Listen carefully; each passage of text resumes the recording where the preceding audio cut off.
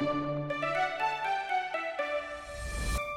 services economy will be China's next big engine of growth. BizBeat Inside Chinese, I'm Junfeng. At 2022 Beijing CIFTIS, the world's largest fair for trading services.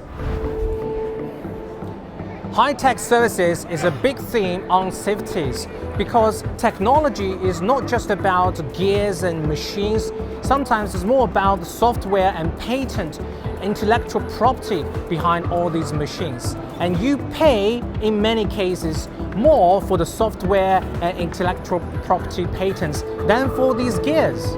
China used to have a big deficit in services trade as it pays a lot for patents to foreign technology owners. Now, as China exports more of its own technologies to the world, it's collecting IP fees from its global customers and thus has cut its deficit remarkably. CIFTIS raises your perception about services. You just realize that services are everywhere. New energy cars are not just vehicles.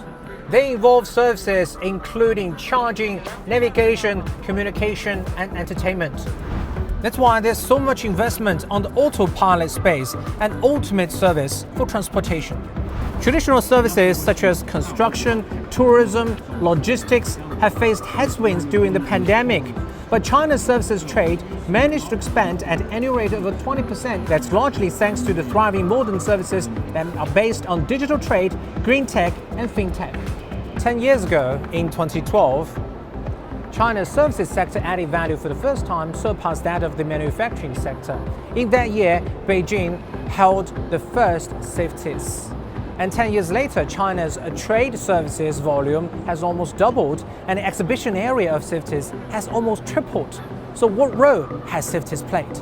Firstly, CIFTIS creates an important platform for communication because compared to trade in merchandise goods, trading services is light in physical assets but focuses more on rules, policies, and technologies and thus demands more communication.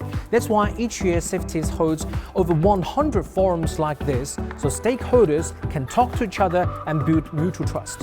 Secondly, CIFTIS injects impetus into the global services trade. In the past 10 years, digital technologies have been applied to manufacturing, logistics, and consumption. Services have become more tradable.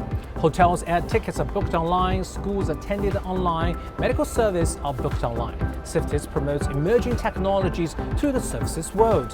Thirdly, CIFTIS offers support to China's constant upgrading of its services industry.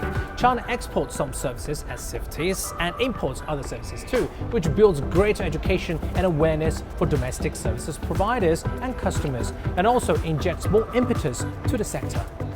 China has long been perceived as the manufacturing engine of the world, but as the country's expanding middle-income households spend more on services than on goods, it's only natural that China looks at the services economy as its new engine that is set to take the country to the next phase.